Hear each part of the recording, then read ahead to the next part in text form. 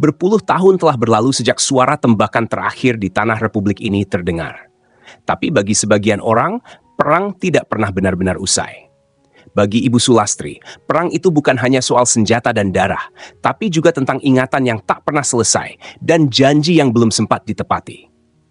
Pagi itu, udara di Yogyakarta masih lembab setelah hujan malam. Di dalam rumah tua berdinding kayu yang berdiri di pinggir kota, Ibu Sulastri duduk di kursi rotan, memandangi selembar surat yang baru saja tiba.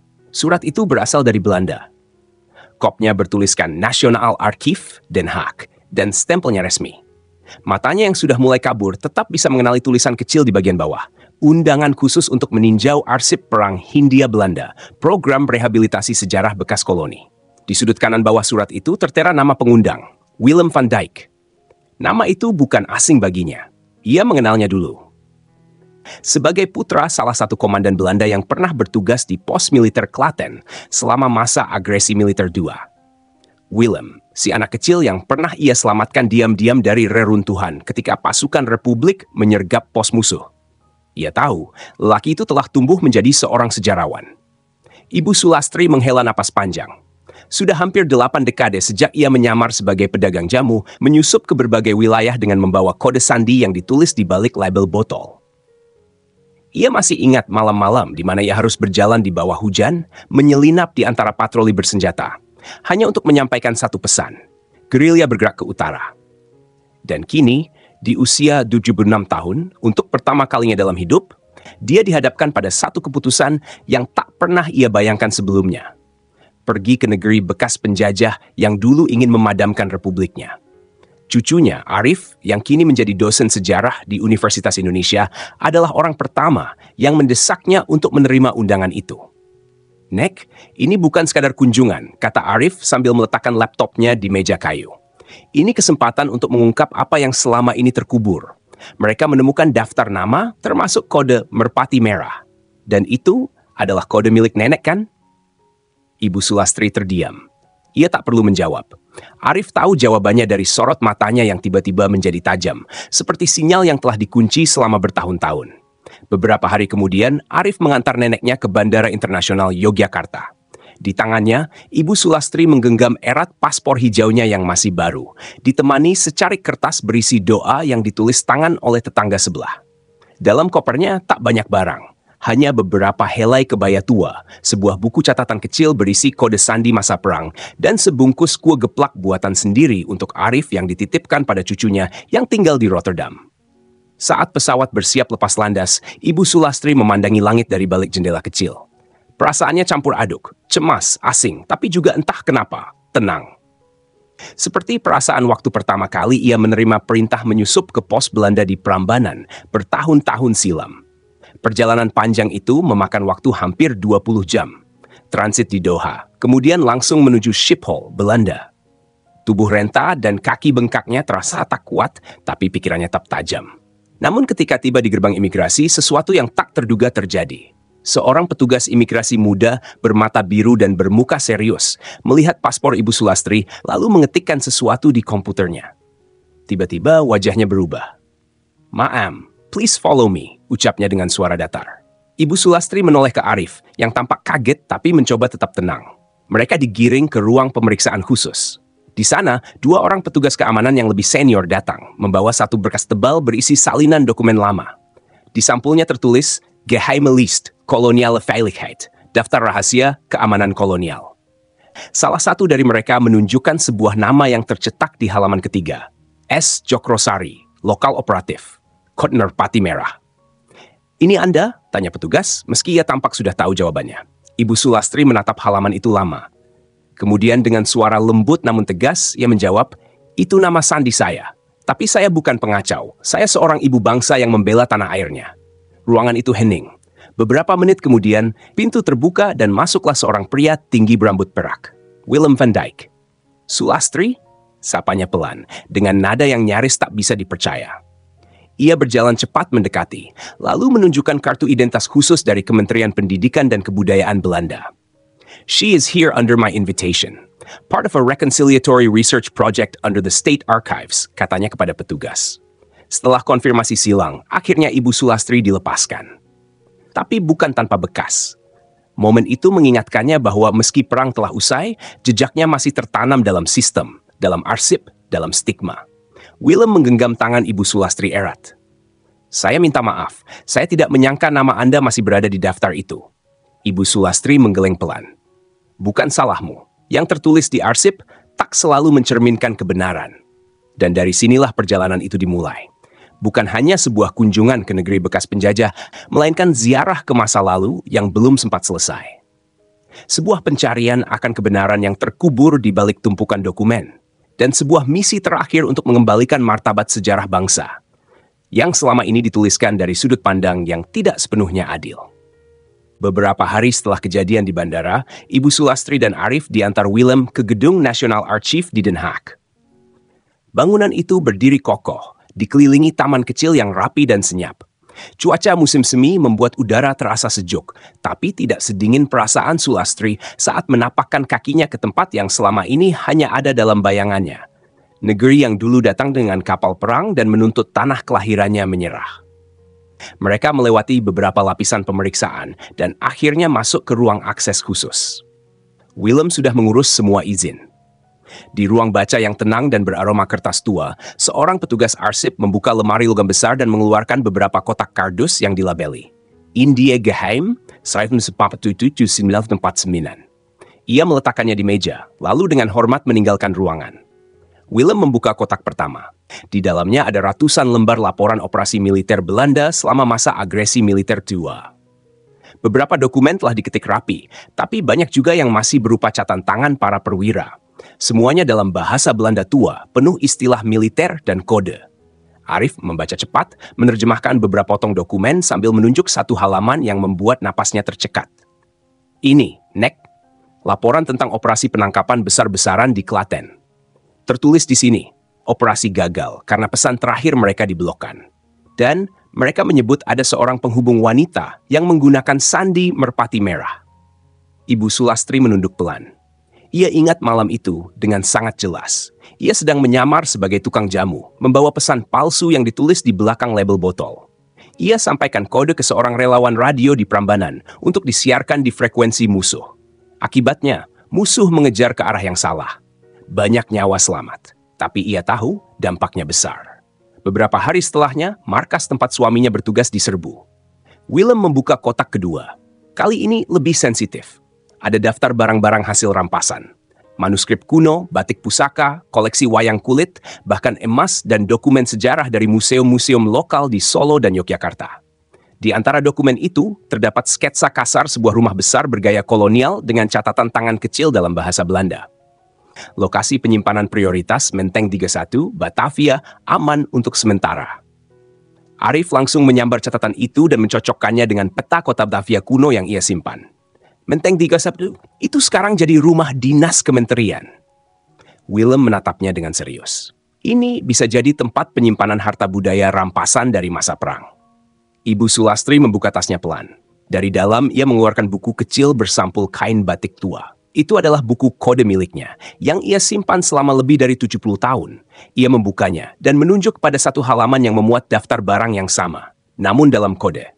"Ini versi kami. Kami tahu mereka membawa barang-barang itu, tapi kami tidak punya cukup kekuatan untuk merebutnya kembali. Jadi kami mencatat dan menunggu saat yang tepat." Arif menatap neneknya dengan rasa kagum. "Dan saat itu, sekarang, Nek?" Willem menarik napas dalam-dalam.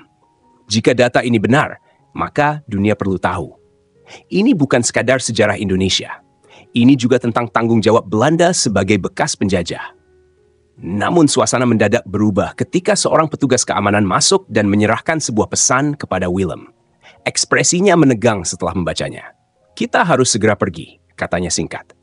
"Ada laporan bahwa sistem kami mengalami percobaan peretasan. Beberapa berkas yang kita akses tadi masuk dalam daftar pantauan pemerintah." Ibu Sulastri bangkit pelan, menyelipkan buku kode ke dalam tasnya. Kalau begitu, waktunya bergerak. Mereka bertiga keluar dari ruang arsip dengan langkah cepat. Di luar, matahari mulai merunduk. Bayangan panjang menyelimuti bangunan tua itu, seolah sejarah yang selama ini diam telah kembali bergerak.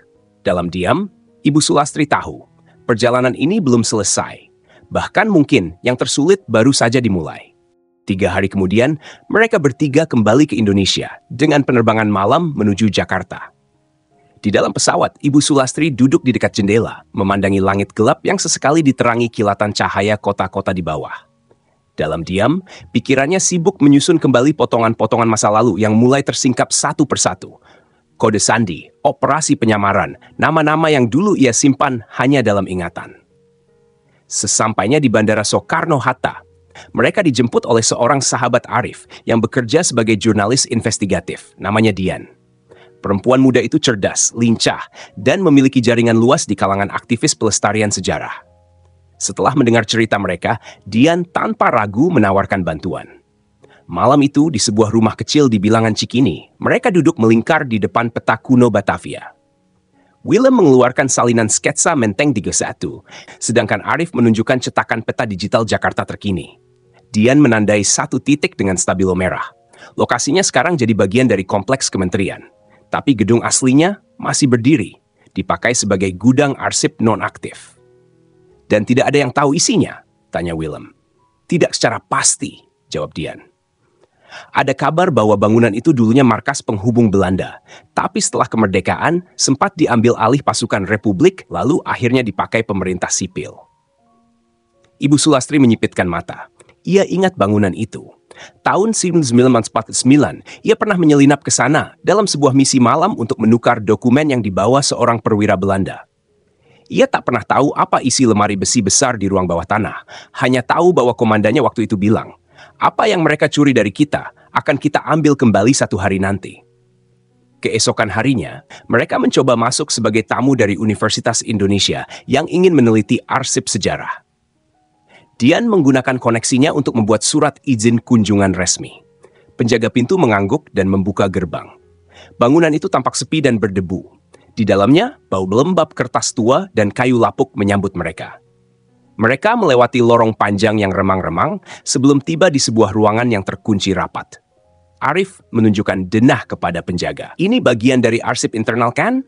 Kami punya surat izin," ujarnya sambil menyerahkan dokumen. Setelah beberapa menit diskusi dan verifikasi, penjaga itu membuka pintu. Di dalamnya, ruangan besar penuh rak logam tua, sebagian sudah berkarat. Di sudut ruangan ada lemari besi besar berlogo Hindia Belanda yang sudah memudar.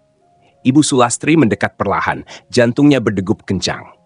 Ia mengusap permukaannya dengan tangan bergetar, lalu menatap Willem dan berkata, "Ini yang saya cari selama 70 tahun. Namun lemari itu terkunci. Tidak ada kunci, tidak ada kombinasi." Arif menoleh pada neneknya. "Masih ingat kode lamamu, Nek?" Ia tersenyum tipis. "Aku tidak lupa."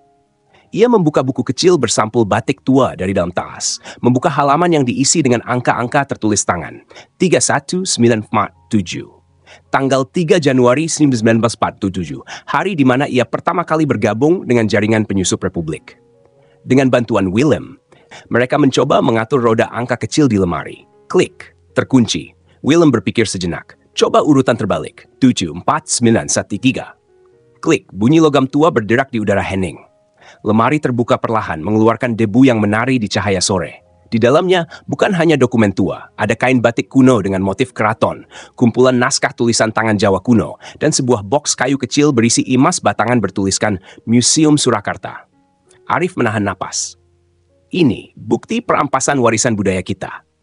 Willem menatap diam, lalu berkata lirih, "Dan ini bisa mengubah cara dunia memandang sejarah hubungan Indonesia-Belanda." Tiba-tiba suara langkah kaki terdengar dari luar lorong. Penjaga berlari masuk dan berbisik dengan wajah panik. "Ada tamu dari kementerian datang mendadak. Mereka tidak tahu kalian di sini." Dian segera bergerak. "Cepat, kita harus foto semua isinya. Setelah itu tinggalkan tempat ini sebelum urusan jadi panjang." Dengan cepat mereka bekerja. Arif mengambil foto setiap dokumen dan benda berharga. Willem mencatat nomor arsip dan menyalin beberapa label. Ibu Sulastri berdiri diam, memandangi harta karun sejarah itu sambil berbisik dalam hati. "Ini bukan milikku, tapi ini milik bangsa." Mereka keluar sebelum para pejabat itu tiba. Dalam perjalanan pulang, tak ada yang banyak bicara. Di dalam hati masing-masing, mereka tahu kebenaran yang mereka temukan tidak bisa selamanya dikubur. Dan permainan tidak pernah usai. 2 hari setelah kejadian di Menteng, Dian menerbitkan laporan investigatif eksklusif di salah satu media daring nasional. Judulnya mencolok, Harta Budaya yang Hilang, Temuan Arsip Perang di Jantung Jakarta. Artikel itu disertai dengan foto-foto dokumen, naskah kuno, dan benda berharga yang mereka temukan di lemari besi tua. Nama Ibu Sulastri disebut secara samar sebagai sumber sejarah langsung dengan inisial ST. Artikel tersebut langsung menjadi viral. Ribuan komentar membanjiri laman berita itu. Sebagian besar memuji keberanian mereka, terutama sosok Ibu Sulastri yang disebut sebagai pahlawan tak dikenal. Banyak yang meminta agar pemerintah segera menindaklanjuti dan melakukan audit menyeluruh terhadap aset sejarah yang tersembunyi. Namun, tak sedikit pula yang skeptis. Ada yang menuduh laporan itu dibuat-buat, bahkan menyebar fitnah bahwa temuan itu hanyalah rekayasa untuk menyerang institusi tertentu. Arif menerima panggilan dari kampus. Ia diberitahu bahwa ada tekanan dari pihak tertentu agar ia diam dan berhenti meneliti isu ini.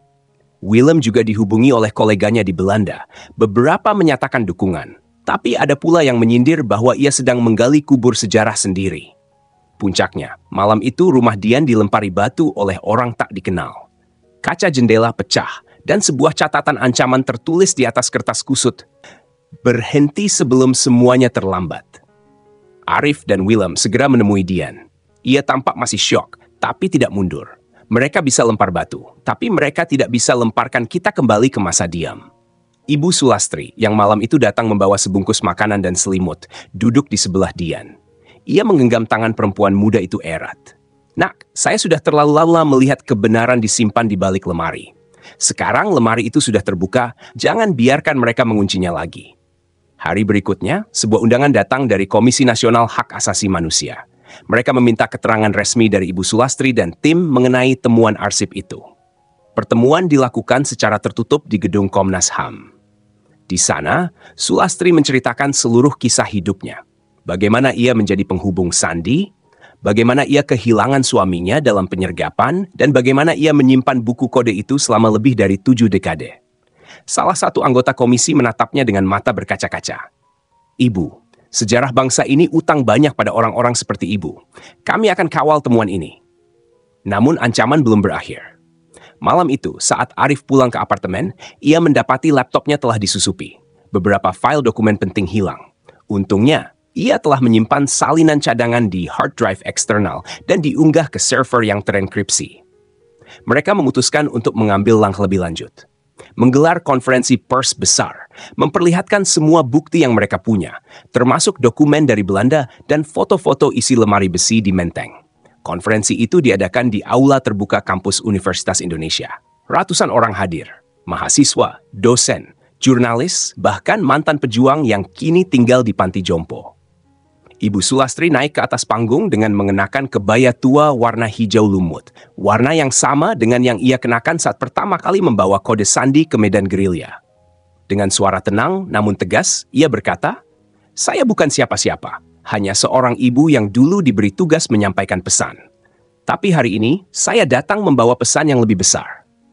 Bahwa sejarah kita tidak boleh ditulis oleh mereka yang dulu mencuri, lalu berpura-pura tak tahu." Aula hening. Beberapa hadirin menunduk, yang lain menitikkan air mata. Setelah pidato itu, Willem naik ke panggung. Ia mengangkat sebuah dokumen fotokopi. Ini adalah salinan dari arsip pemerintah Belanda, menyebutkan operasi pengambilan artefak budaya dari Solo dan Yogyakarta tahun 1948. Dan daftar itu cocok dengan isi lemari di Menteng.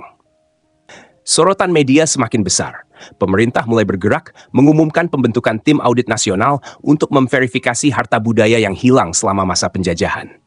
Namun di balik semua ini, ancaman juga makin nyata. Arif menerima telepon tanpa nama yang menyebut, "Berhenti bicara, atau nenekmu yang akan jadi korban." Ia menggenggam ponsel erat, matanya memerah. Ia tahu, perjuangan ini tidak bisa mundur sekarang. Malam itu hujan turun deras di Yogyakarta. Ibu Sulastri duduk di beranda rumahnya, memeluk selimut tipis sambil menatap langit yang kelam. Sejak konferensi pers, telepon rumahnya tak henti berdering. Sebagian dari wartawan, sebagian lagi nomor tak dikenal yang hanya diam atau mengancam. Arif memasang kamera kecil di 2 sudut rumah dan menambah gembok pada pagar depan. Ia juga menolak semua undangan wawancara tambahan demi menjaga keselamatan neneknya. Di Jakarta, Willem menerima surat dari pihak kedutaan Belanda yang menyatakan bahwa ia telah melampaui batas sebagai warga negara asing yang terlibat dalam urusan domestik Indonesia. Bahasa surat itu formal, tapi maknanya jelas. Ia diminta meninggalkan Indonesia dalam waktu 72 jam. Malam itu, ia mengirim pesan kepada Arif. Mereka mulai bergerak dari atas. Aku harus kembali ke Den Haag. Tapi kau dan Ibu Sulastri, jangan berhenti. Aku akan lanjutkan dari sini. Willem meninggalkan Indonesia keesokan paginya dengan hati berat dan laptop berisi salinan semua dokumen yang mereka temukan. Ia tahu perang belum usai. Di Yogyakarta, situasi semakin menegang. 2 hari kemudian, sepulang dari masjid selepas maghrib, Arif menemukan pagar rumah telah disemprot cat merah. Pengkhianat bangsa. Ibu Sulastri hanya menghela napas, lalu masuk ke dapur untuk membuat teh seperti biasa. Kalau dulu aku takut, mungkin aku sudah mati di hutan sebelum kemerdekaan datang, ujarnya pelan. Arif mulai menyadari bahwa mereka sedang diincar oleh lebih dari sekadar sekelompok oknum. Ini jaringan lama, mereka yang selama puluhan tahun menyimpan harta rampasan dan membungkam sejarah. Arif menghubungi Dian dan seorang pengacara HAM senior bernama Pak Thohir. Bersama, mereka mulai menyusun rencana untuk mengamankan nyawa, dokumen, dan yang paling penting, narasi sejarah. Pak Thohir menyarankan mereka mengajukan permohonan perlindungan saksi ke LPSK, Lembaga Perlindungan Saksi dan Korban. Meski prosesnya rumit, ada celah hukum karena Sulastri dapat dianggap sebagai saksi kunci dalam perkara pelanggaran hak budaya rakyat Indonesia. Selagi proses hukum berjalan, satu kejadian mengejutkan terjadi. Malam Jumat itu, seseorang menyusup ke rumah mereka. Kamera CCTV merekam bayangan seorang pria bertopi memasuki halaman dengan linggis kecil. Ia mencoba membuka jendela samping, tapi sebelum sempat masuk, lampu sorot menyala otomatis dan alarm kecil yang dipasang Arif berbunyi nyaring. Tetangga berdatangan dan si penyusup kabur. Tapi kejadian itu cukup untuk membuat polisi lokal akhirnya turun tangan. Esok paginya, seorang penyidik datang ke rumah. Setelah mendengar cerita panjang lebar, ia hanya berkata singkat, "Saya percaya ibu, tapi yang ibu lawan, bukan orang sembarangan. Hati-hati." Sementara itu di Den Haag, Willem berhasil menjalin komunikasi dengan Lembaga Pelestarian Budaya Independen Belanda. Ia mempresentasikan temuan mereka dan mengusulkan agar ada kolaborasi internasional dalam pengembalian artefak. Tapi reaksi dari pemerintah Belanda sangat dingin. Seorang pejabat bahkan menyatakan secara tersirat bahwa masa lalu sebaiknya tidak digali terlalu dalam. Namun Willem tidak menyerah. Ia mengirimkan semua data kepada UNESCO dan beberapa media independen Eropa. Di sisi lain, Arif dan Dian menyiapkan film dokumenter pendek berdurasi 18 menit. Berjudul Lemari Besi yang Tak Pernah Terkunci, menampilkan cuplikan penemuan mereka di Menteng, wawancara dengan Ibu Sulastri, dan narasi sejarah tentang barang-barang budaya yang lenyap. Film itu diunggah ke YouTube dan dalam 3 hari mencapai lebih dari 1 juta penonton. Komentar banjir dari seluruh dunia. Banyak yang menanyakan, mengapa selama ini tidak ada yang tahu? Mengapa pemerintah diam? Namun dengan popularitas datang pula bahaya baru. Sebuah akun anonim mengunggah video Arif dan Dian sedang di warung kopi dengan caption, "Tikus sejarah cari panggung. Mereka bukan pahlawan, mereka hanya haus sorotan." Ibu Sulastri memandang layar ponsel Arif dan tersenyum lebar. "Biarkan, kalau mereka menyebut kita tikus, maka tikus pun bisa menggigit singa kalau kebenaran ada di punggungnya." Malam itu, Arif memutuskan sesuatu yang besar. Ia berkata kepada neneknya, "Kita tidak bisa hanya menunggu. Kita harus bawa ini ke DPR. Kita harus desak negara buka penyelidikan resmi." Ibu Sulastri menatap cucunya dengan tenang.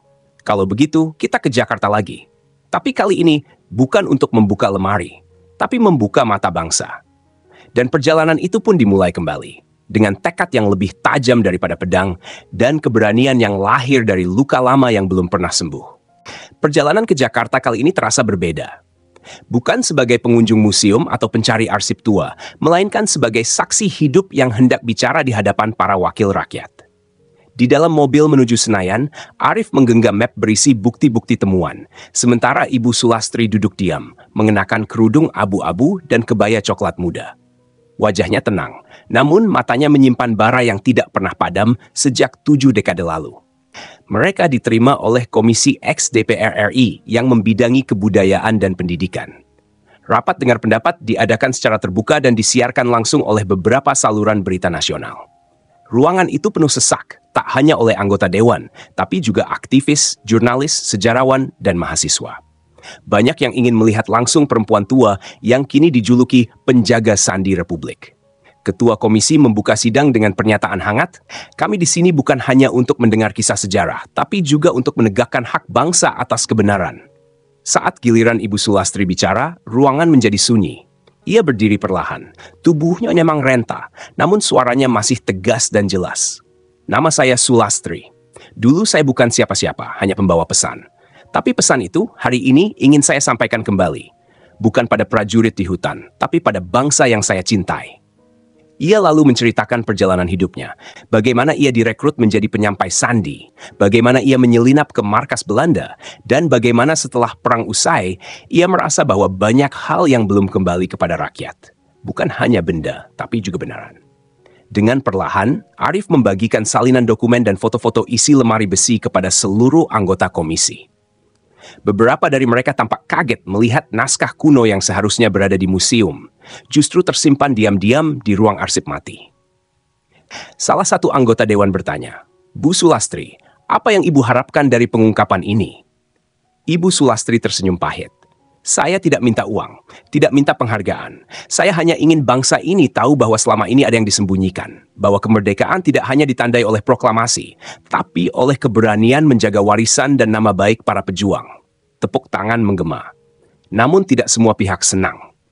Malam itu, akun-akun anonim kembali menyerang di media sosial, menyebut bahwa kisah Ibu Sulastri adalah karangan fiksi dan upaya membenturkan Indonesia dengan Belanda. Namun, tak lama kemudian dukungan datang dari luar negeri. Willem, yang kini tinggal di Den Haag, berhasil membuat Lembaga Pelestarian Budaya Belanda mengeluarkan pernyataan resmi. Dalam konferensi pers, mereka menyatakan bahwa ada dokumen dan artefak budaya Indonesia yang kemungkinan besar diambil selama periode kolonial dan belum dikembalikan. Pernyataan itu menjadi gelombang besar yang mengguncang hubungan dua negara. Presiden Indonesia akhirnya angkat suara.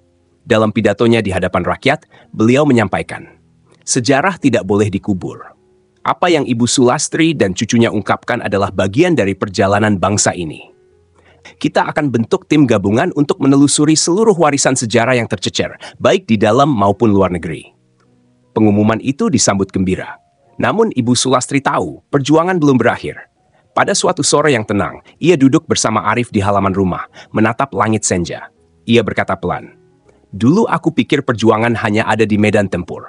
Ternyata melawan lupa jauh lebih sulit dari melawan peluru." Arif menggenggam tangan neneknya. "Tapi kita tidak sendiri, Nek. Kita sudah menyalakan api. Dan aku janji akan terus menjaganya." Ibu Sulastri mengangguk. Di matanya langit senja terlihat seperti kain batik tua yang dulu ia sembunyikan dalam lemari besi. Usang, tapi menyimpan cerita. Dan kali ini cerita itu akan terus hidup. Bukan hanya di kepala orang tua, tapi di hati generasi yang akan datang. 3 bulan setelah pidato presiden, nama Bu Sulastri mulai dikenal luas di seluruh Indonesia. Sekolah-sekolah memasukkan kisahnya dalam materi pelajaran sejarah tambahan. Sebuah dokumenter produksi bersama antara TVRI dan Lembaga Budaya Belanda diputar di berbagai daerah, menampilkan perjalanan hidup seorang perempuan tua dari Yogyakarta yang berani membuka lemari masa lalu. Namun, tubuh Bu Sulastri mulai melemah. Ia sering batuk di malam hari, dan tak lagi mampu menulis dengan rapi seperti dulu. Arif membawanya ke rumah sakit, dan dokter menyatakan bahwa paru-parunya mulai rusak karena usia. Meski begitu, Bu Sulastri menolak dirawat inap. "Aku mau menghabiskan waktu di rumah saja, di tempat aku menyimpan semua kenangan." Hari-hari terakhirnya dipenuhi dengan kunjungan. Mahasiswa datang membawa bunga. Para jurnalis datang dengan rasa hormat, hanya untuk sekadar mendengar suaranya yang lembut.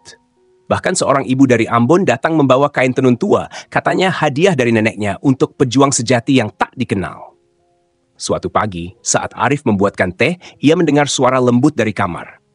"Rif, kamu masih ingat lagu perjuangan yang sering aku nyanyikan waktu kecil?" Arif mendekat, duduk di sisi tempat tidur. Ia mengangguk pelan. Bu Sulastri mulai menyanyikan bait-bait lama, lagu tanpa iringan, tapi penuh jiwa. "Bangun pemudi-pemuda Indonesia. Tanganmu satu, hatimu satu." Suaranya nyaris berbisik, namun bening. Dan itulah lagu terakhir yang ia nyanyikan.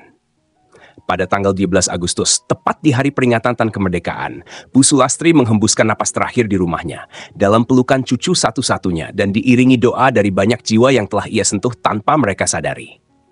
Kabar wafatnya menyebar cepat. pemerintah mengumumkan bahwa Bu Sulastri akan dimakamkan dengan upacara kenegaraan. Peti jenazahnya dibungkus bendera merah putih. Di sisinya diletakkan buku sandi tua yang pernah menyelamatkan nyawa ratusan pejuang. Arif berdiri di sisi pusara, tangannya menggenggam nisan marmer bertuliskan, Sulastri, penjaga kode, penjaga nurani. Orang-orang dari berbagai daerah datang untuk mengantar. Tak ada tangisan keras, hanya keheningan dan doa. Karena semua tahu, wanita tua yang sederhana itu telah melakukan sesuatu yang tak banyak orang berani lakukan, melawan lupa. Beberapa bulan kemudian, Arif menerbitkan sebuah buku. Judulnya sederhana, Lemari Besi dan Selembar Kain Batik. Buku itu menceritakan semua kisah dari awal hingga akhir, dari rahasia yang dikubur dalam lemari hingga suara nenek yang menggema di gedung DPR. Buku itu menjadi bestseller. Tapi lebih dari itu, ia menjadi bahan bakar untuk generasi baru yang ingin tahu siapa kita, dari mana kita berasal, dan mengapa kita tidak boleh lupa. Di akhir bukunya Arif menulis, nenekku bukan pahlawan dengan senjata. Tapi ia mengajarkanku bahwa suara yang tenang bisa mengguncang dunia jika ia lahir dari kebenaran. Dan di suatu pagi yang tenang, seorang anak muda dari Manado berdiri di hadapan lemari besi yang kini dipajang di Museum Nasional. Ia membaca keterangan kecil di bawahnya. Lemari ini dulu menyimpan rahasia, tapi kini ia menyimpan cahaya. Anak muda itu mengangguk, lalu ia berbalik, melangkah keluar dengan semangat baru, karena sejarah bukan untuk ditakuti, tapi untuk dikenang dan diperjuangkan kembali setiap hari. Perjalanan Bu Sulastri telah berakhir. Namun warisan yang ia tinggalkan bukanlah benda, bukan pula penghargaan, melainkan nyala semangat yang tak pernah padam, bahkan di usia senja. Dari lemari besi tua hingga gedung parlemen, dari hutan perjuangan hingga ruang pengadilan sejarah, semua itu dia lalui dengan satu keyakinan, bahwa kebenaran layak diperjuangkan, meski harus menunggu puluhan tahun lamanya. Sahabat Cahaya Usia Tua, setelah mendengar kisah ini, apakah menurutmu masih banyak kisah para pejuang yang belum pernah terungkap? Dan seandainya kamu punya satu hal dari masa lalu untuk disampaikan kepada generasi hari ini, apa yang ingin kamu ceritakan? Silakan tuliskan di kolom komentar. Karena kami percaya, setiap kisah dari hati akan menemukan tempatnya. Dan setiap cahaya kecil bisa menerangi jalan bagi banyak jiwa.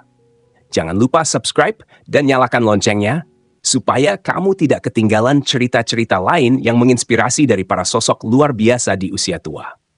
Sampai jumpa di kisah berikutnya, di Cahaya Usia Tua. Tempat di mana kenangan berubah menjadi pelita.